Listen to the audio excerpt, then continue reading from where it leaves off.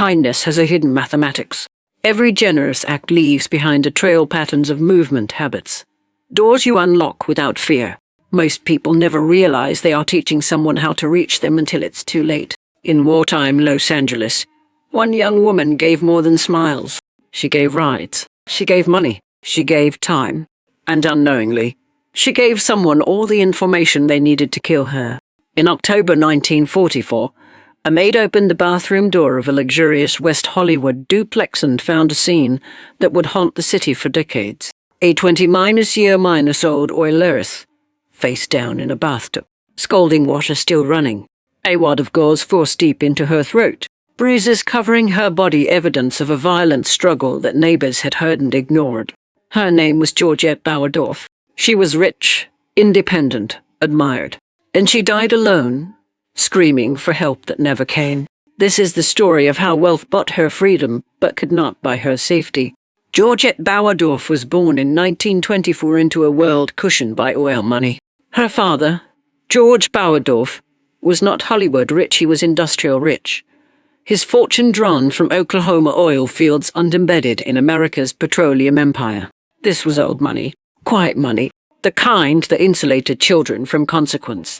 The Bauerdorfs lived between coasts, maintaining impressive homes in New York while keeping residences in California for business. Georgette grew up surrounded by staff, chauffeurs, private rooms, and the unspoken certainty that she would never need to work unless she chose to. She attended the Westlake School for Girls, an elite institution educating the daughters of America's professional and financial upper class. Among its alumni were future actresses and celebrities, girls groomed not just for intellect, but for polish, confidence, and access. Yet those who knew Georgette later remembered something unusual. She didn't behave like a distant debutante. She spoke easily to strangers. She listened. She smiled without calculation. Friends described her as warm, idealistic, a young woman who seemed uncomfortable with privilege that existed only for itself. She wanted purpose, not protection. Experience, not isolation. That impulse quietly pushed her toward paths most women of her social standing avoided. While the world was at war, Los Angeles became a city of uniforms. Soldiers on leave flooded dance halls, diners, and sidewalks, young men suspended between life and death, eager for music, conversation, and a reminder of home. Georgette placed herself directly among them. She took a part-time position at the Los Angeles Times, a rare choice for a woman who never needed a paycheck. The newsroom offered her a glimpse into working life structure, deadlines, and a sense of contribution beyond inherited wealth. But it was the Hollywood canteen that defined her wartime identity. Night after night, she volunteered there, serving food, dancing with servicemen, and using her own money to buy small comforts for boys who might be shipped overseas within days. She danced with everyone. Rank didn't matter. Names didn't linger. Kindness was the point. By 1944, her parents had moved back to New York. Georgette stayed. She insisted on independence, acting lessons, screen tests, late nights on the Sunset Strip. Her father's money made freedom effortless, and no one could force her into the more controlled orbit of East Coast society. But independence also meant exposure. Every smile taught someone she was approachable. Every ride taught someone she was alone. Every routine taught someone where and when she could be found. And someone was watching. Georgette's independence took physical form in her choice of home. She lived alone in a fully furnished, two-story duplex at El Palacio, a Spanish Moorish-style apartment complex in West Hollywood, built in 1931. Ornate arches, tiled staircases, wrought Montesine balconies, the kind of place that promised glamour, privacy, and sophistication just steps from the Sunset Strip. El Palacio attracted actors between contracts, aspiring actresses, junior writers, and well-paid professionals. Management valued discretion over oversight. No guards, no doorman. Just the illusion of safety created by beauty and proximity to success. That illusion was dangerous. Strangers moved easily through the building, visiting friends, lovers, acquaintances. Residents learned not to interfere in what sounded like private arguments. Late-night voices were dismissed as lovers' quarrels. Screams, when they happened, were ignored.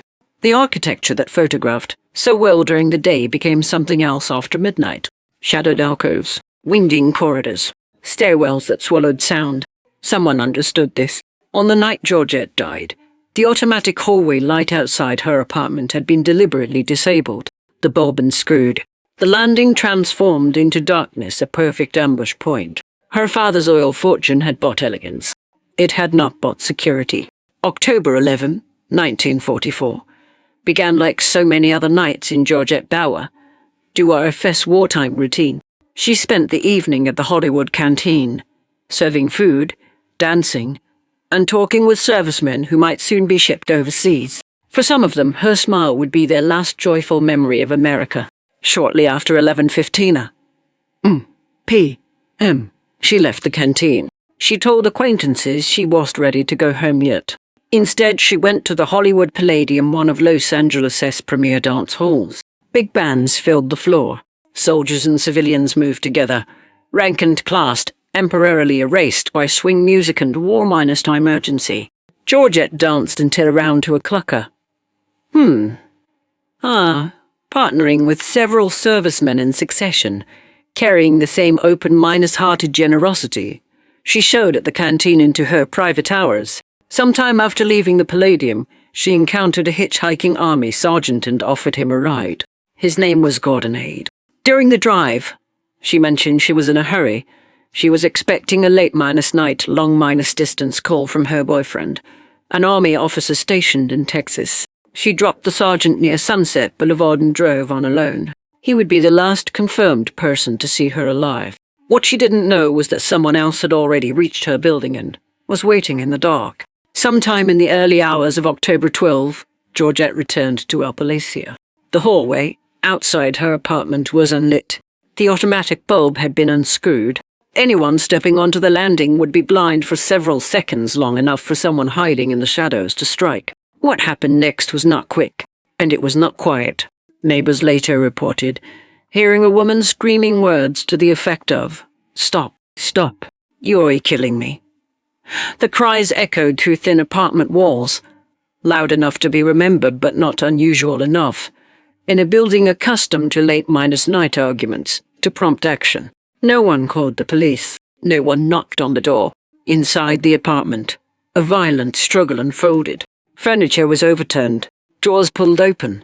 Objects knocked to the floor. Georgette fought back fiercely. Her injuries would later prove that. The assault moved from room to room, ending in the bathroom. There, her attacker forced gauze deep into her throat, cutting off her air while holding her down. Scalding water was turned on and left running, possibly to disguise the scene as an accident, or to destroy evidence.